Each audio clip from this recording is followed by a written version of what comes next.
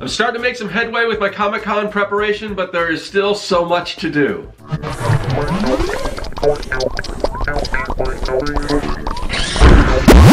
Greetings, people of the internet. I'm Scott with Serkworks Art Labs. Welcome, mad creators, to the underground laboratory where we create robots, aliens, zombies, and other imminent threats to humanity. And we are in the middle of prepping for Comic-Con, Phoenix Comic-Con to be specific. I mean, a lot of times I guess when you say Comic-Con, you're referring to San Diego Comic-Con, and that's a good point that I should bring up because actually, now that I mention it, it's not called Phoenix Comic-Con anymore. It's called Phoenix Comic Fest because I guess there was a lawsuit between, I think it was Salt Lake City Comic-Con and Phoenix Comic-Con, and evidently no one's allowed to use Comic-Con. And I thought Phoenix was okay because they were using Comic-Con as an all one word, not just Comic-Con, and I thought that was a difference enough. But I think just to avoid any further lawsuits, they changed it to Comic Fest, so it is now Phoenix Comic Fest. So we're getting ready for Comic Fest season or whatever, and in doing so, I'm working on a couple of exclusive prints. This is part 2 of the video, that series, part 2 of 2. So this will be the final one. We'll wrap everything up. But I wanted to go back. Last time I kind of showed you this print. This is kind of the exclusive that I did before, and I'm working on 2 new exclusives. But so these exclusives, I do them, and they're supposed to, they're basically, exclusives to a particular Comic-Con. So I won't sell this print at any other Comic-Con, but I was selling them online as well. So I think I kind of feel like for an exclusive, it should only be at the Comic-Con and not online either. So I think I'm going to phase this out. So in doing so, I really like this design, but I still wanted that exclusive for Phoenix Comic-Con, so I wanted to do a variant. So this is kind of what I came up with. So this is the new one. I don't know if you can see. I kind of changed the logo around on here, just made it more of a Phoenix that's not the Phoenix Comic-Con logo. Like if you look here, this is more the Phoenix Comic-Con logo. So a little bit different. It's also on the sword, the handle of the sword. I changed that. Changed the color. Obviously, there's a lot more blue to this one. At first, I wasn't crazy about it, but now I think I kind of like this one maybe better. But anyway, there's 2 different options. If this isn't on the website already, Serkworks.com, it will be. And for a limited time, eventually, I am going to pull these other ones off the website and only sell them at the convention. So if you want to get one of those, you might want to do that now. And these aren't going to stay up here. So anyway, those will be up there for a little while longer. These are the larger size. These are, I think, 20 by 30, and I'm also selling 12 by 18s as well. So if that sounds like something you're interested in, they're on the website along with a bunch of other cool stuff. So let's talk more about what I'm doing for this year's exclusive. I'm doing the Discover Your Inner Geek, 2 versions, the guy and the girl version. And so where are we at with that? Let's go find out.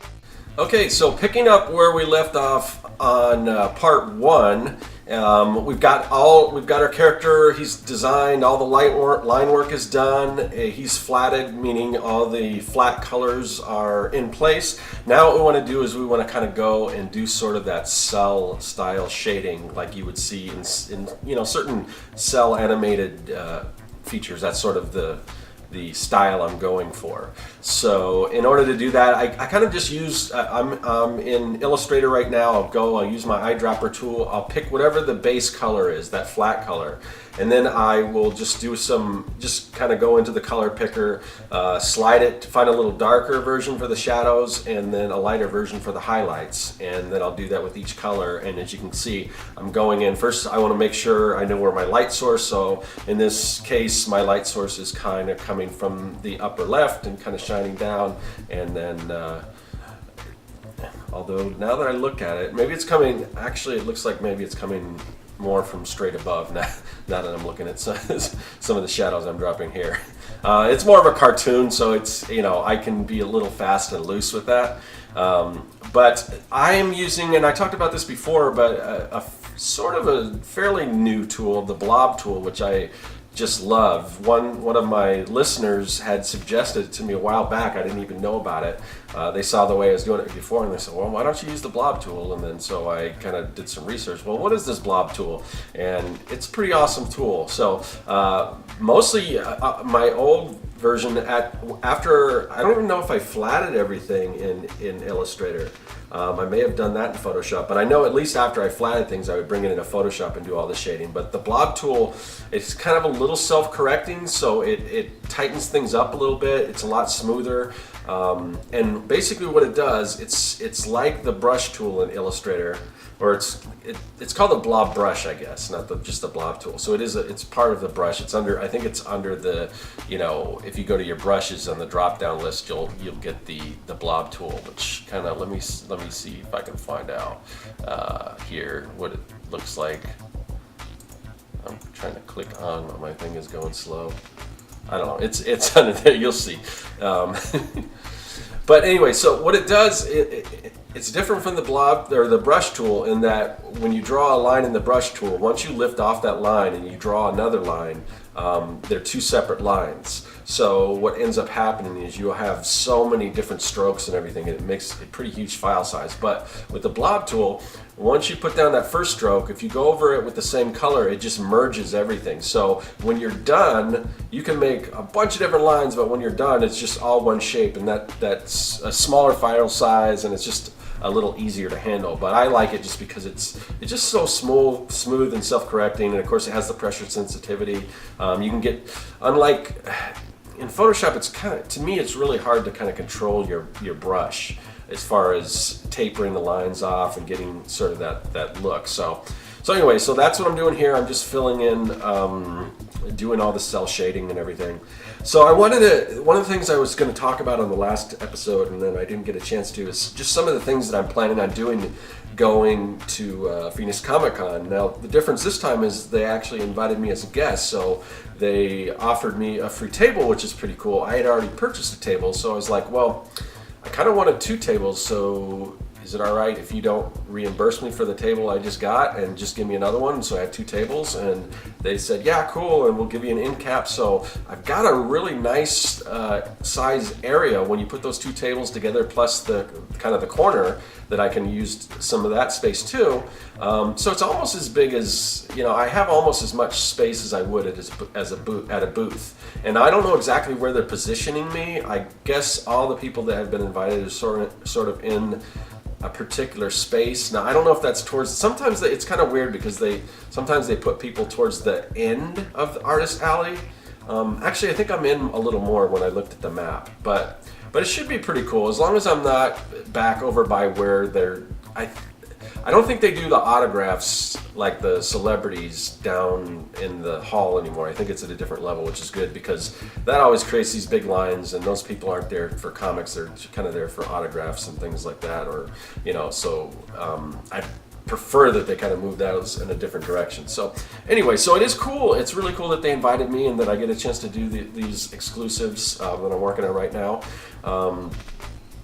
So yeah, so I'm kind of changing a lot of the things that I did from what I was doing before, where if you kind of seen how the underground layer looks in the beginning, you've got that sort of the, all those crazy, tubes and pipes and real colorful and everything. That's what my display used to sort of look like. And I mean, I had my tabletop look like a conveyor belt, and it was, it was a lot of stuff to lug in and out, and which is fine. I don't really mind doing that because I really like to give off a really cool presentation and make people stop and go, wow, that's really cool. I love how, I like all the stuff you've done, and it really sticks out. The problem is, the thing that I'm finding out at these conventions, there's just so much going on. There's so much eye candy that that stuff gets lost. So in a different kind of convention, maybe like a designer con, which they kind of don't really focus on celebrities and things like that. They focus more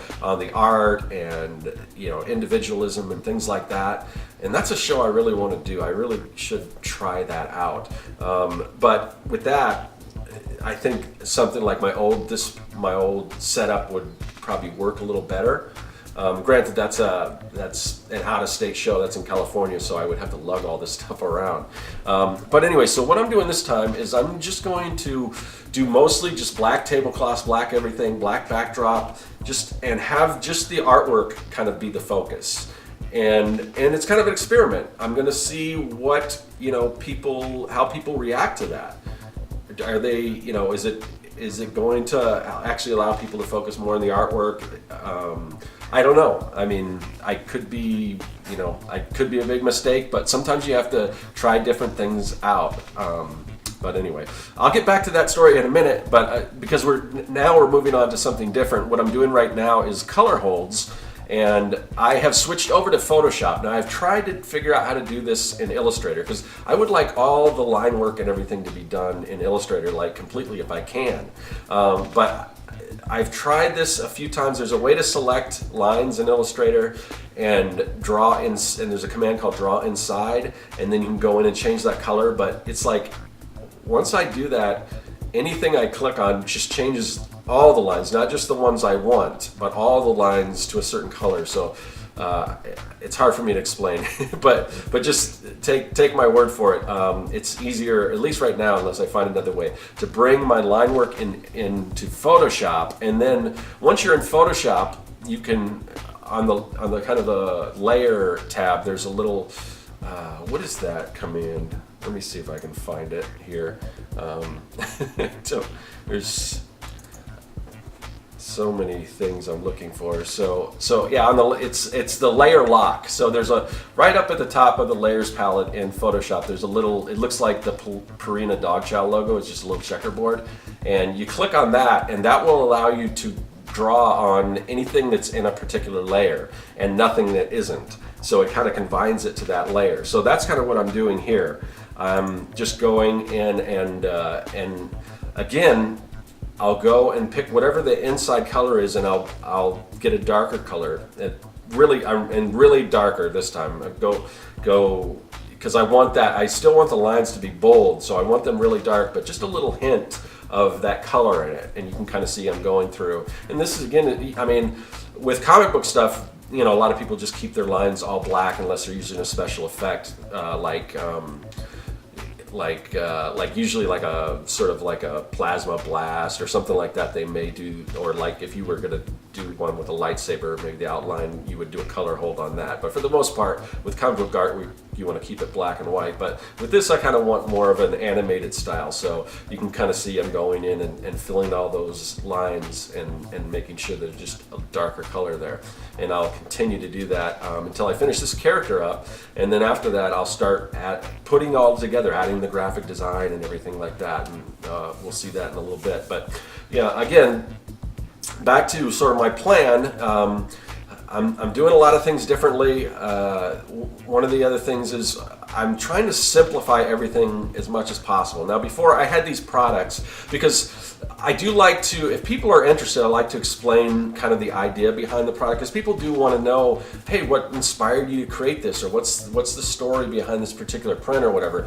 But I had, in addition to prints and everything, I sell these little, because it's sort of a mad scientist supply store, I sell these little lab products that are just like, either slime that's like thermo, where it'll change color with heat, or glow in the dark, and it's got clever packaging and descriptions and everything in there.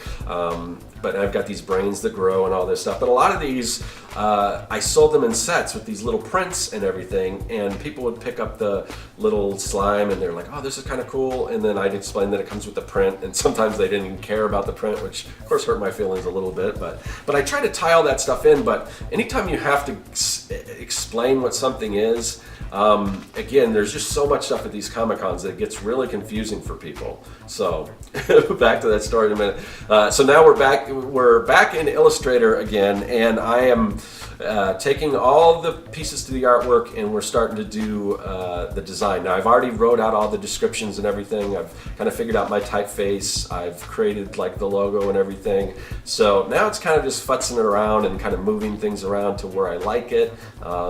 So that's kind of what I'm doing now. I've got the little number systems.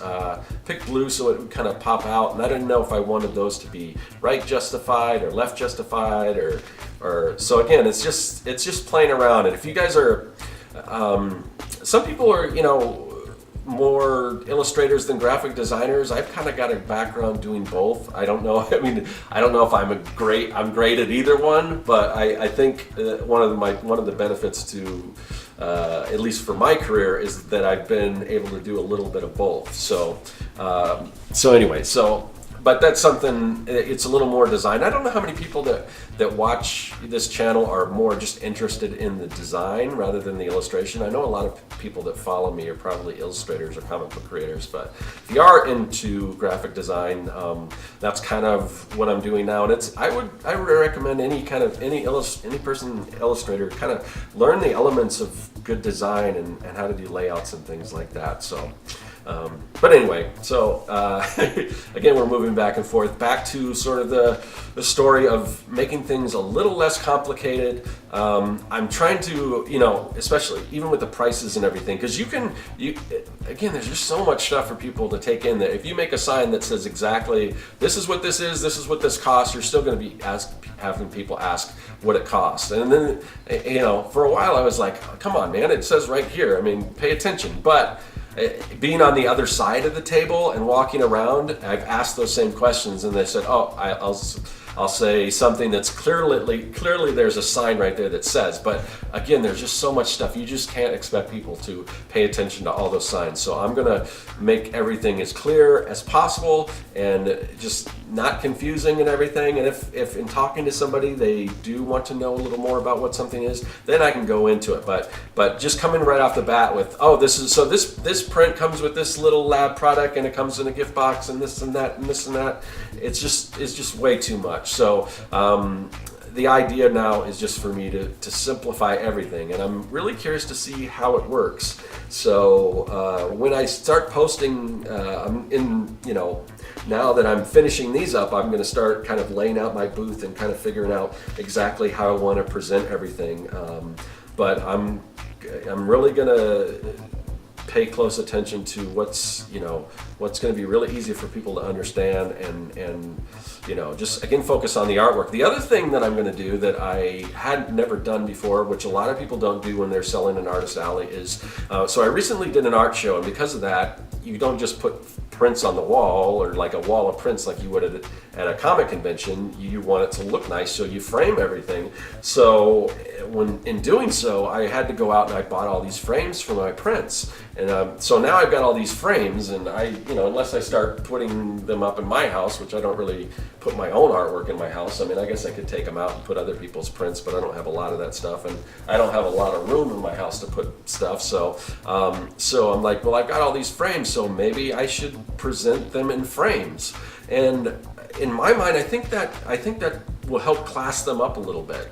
And we'll see, because it's always a struggle when you're not selling fan art, when you're doing your own original designs, to connect with people. So any way I can get the upper hand, if I can frame them and everything, and then, because when you're showing something like that, like for instance, it's the same philosophy when you're presenting your work online. Instead of just showing that print, which a lot of people do, show it in a picture of it in a frame so people can see what it's going to look like in their house, or a close facsimile of what it might look like in their house.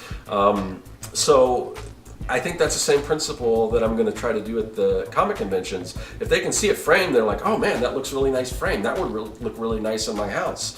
So that's kind of what I'm going to try to do. Now I've got to figure out how to hang all these frames, because it's going to be it's going to be a lot heavier, and it's going to take some figuring out how am I going to do all this stuff? How am I going to put all these frames up? But I think it's going to really look sharp. So again, and there'll be a post-mortem to this after I do the show. I'll let you guys know what worked, what didn't. I might do a separate episode kind of talking about this stuff as I go too, because I don't know how many people are coming to this video to watch the illustration process, and may have skipped it if they are more interested in, you know, doing cons and things like that. They may not even know. So if I repeat some of the stuff in the future, kind of bear with me. There are some people that watch a lot of my videos and some people that just pick and choose. And for those of you that watch a lot of my videos, I really do appreciate it, but you may get me talking about some stuff that I've already talked about in a previous video, because I would like to kind of do another video just focusing on this kind of stuff. But I figured I'd just let you guys kind of know what's going on in my head as I'm creating this thing. So now we're getting really close. It's all, I mean, you can see it's this is really close to the design. I've kind of threw, what I do in a lot of my prints is I like to throw a white outline around the character. Right now I'm going to drop some halftone dots in there. It's not going to be black. I'll change the color. And again, that's sort of that technique in Photoshop where you can lock those layers and just change the color of whatever's on that layer. So, and I played around with the idea of not having that white border, but I don't know. I kind of like that white border because I think it draws you in a little more. So I'm going to keep the white border on this particular print, and then the white outline around the character. I also think that helps pop the characters out. It reminds me of those old stickers you used to get in the trading cards where it had the little, well, still nowadays a lot of stickers have a little white outline, and I just like that. For whatever reason, I like that look. I like the little white outline around it, and then I'll throw a little drop shadow behind it. I'm going to change that. Right now it's a black drop shadow, which I don't like, so I'm going to change that to a dark red and then fade it out so it doesn't look all muddy. I just don't want to use black shadows ever. Just use the color, whatever color's closest to the background, and that's pretty much it. Okay, so there is a little behind the scenes of my process of how I create art prints. These two will be available at Phoenix Comic Con. They will be limited to, I think, 25, maybe 30 each. After that, they're gone. So I won't be reprinting them or anything. If you can't make it to Phoenix Comic Con, if they don't sell out, I may put some on the website until I might do another variant or something, but it will be drastically different. So if you want these exclusives, try to get out to Phoenix Comic Con. And Phoenix Comic Con is, I think, I got it written down, May 24th through 27th. I will be in Artist Alley. My tables are 1410 and 1412. They're right next to each other. So I should be bringing a lot of cool stuff. I will have those exclusive prints available. Get them while they're hot. And hopefully I will see you guys out there. But I gotta go, still a lot of prep to do for this comic convention and other videos to make and all kinds of stuff. So I'm keeping pretty busy. So I gotta go. I will see you guys later. That is all. Hey everyone, thanks for joining me here in the Art Lab. There's a lot of other great content on the channel, so click that subscribe button and you won't miss a thing. If you're an aspiring evil genius, visit Serkworks.com for all your mad science supply needs. And if you want to contact me, hit me up in the comments section or follow me on social media. I'm looking forward to it. I'll see you then.